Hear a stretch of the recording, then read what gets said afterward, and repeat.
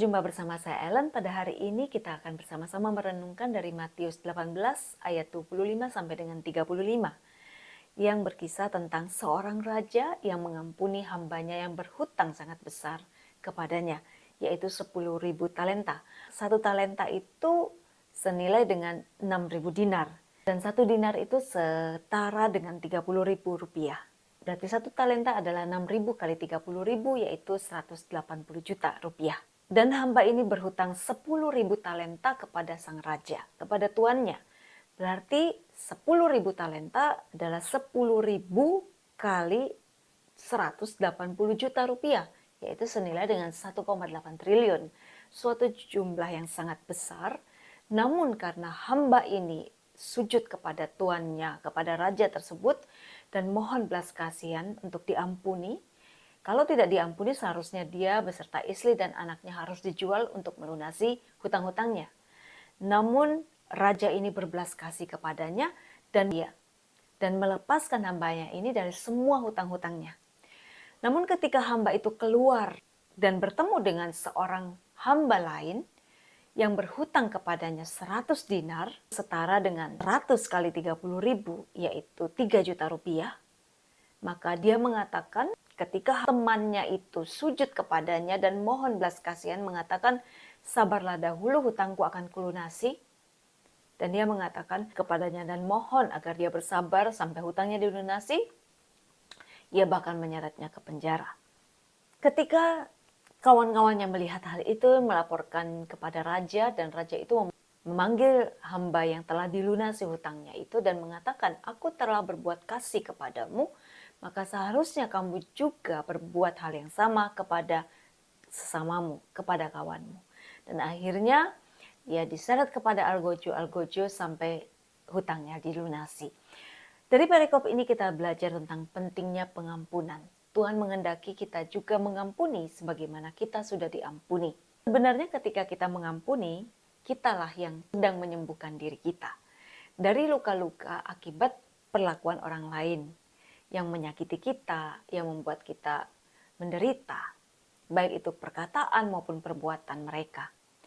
Namun ketika kita menyimpan dendam, tentu banyak sekali akibat-akibat baik secara psikis maupun fisik yang akan merugikan diri kita. Secara fisik, banyak penyakit-penyakit diakibatkan karena masalah psikis. Artinya, menyembuhkan luka yang terjadi di dalam diri kita karena pengalaman-pengalaman negatif yang diakibatkan oleh orang lain, itu penting untuk kesehatan mental kita maupun fisik kita. Ada 4 syarat yang perlu kita perhatikan agar kita bisa disembuhkan dari luka-luka atau pengalaman-pengalaman buruk yang mengakibatkan luka pada diri kita. Yang pertama, kita harus mau sembuh dulu. Dalam Yohanes 5 ayat 6, Yesus bertanya kepada orang yang sakit lumpuh, maukah engkau sembuh? Kemauan kita untuk sembuh penting agar Yesus dapat melakukan penyembuhan itu di dalam diri kita. Yang kedua, kita perlu punya iman bahwa Yesus sanggup dan mampu menyembuhkan kita apabila kita mau dan kita berseru kepadanya.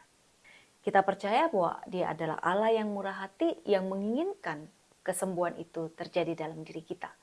Karena luka batin itu sangat menghalangi rahmat Tuhan untuk bekerja di dalam diri kita. Iman yang seperti ini ditampakkan atau ditunjukkan oleh seorang perempuan yang sakit pendarahan selama 12 tahun. Dia katakan, asal ku jamah saja jubahnya maka pasti aku sembuh. Demikian juga iman yang aktif seperti itu diperlukan agar kita sembuh. Yaitu kita percaya bahwa Yesus mau menyembuhkan kita. Dan yang ketiga, kita perlu bertobat dari dosa-dosa kita dan berbalik dari hidup kita yang lama, yang buruk, yang menyimpan amarah itu, dan kita mau melepaskan kehidupan yang buruk, dosa-dosa kita, supaya kita tidak terluka lagi. Sebab dosa kita juga menyebabkan luka bagi diri kita sendiri. Dan yang keempat, kita perlu mengampuni supaya kita juga diampuni. Pengampunan membebaskan kita. Apabila kita mengampuni, sebenarnya kitalah yang tengah menyembuhkan diri kita. Semoga kita semakin hari semakin rela mengampuni.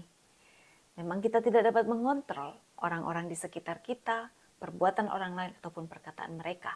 Namun satu hal yang bisa kita lakukan, kita bisa bereaksi positif terhadap diri kita dengan tidak menyimpan luka.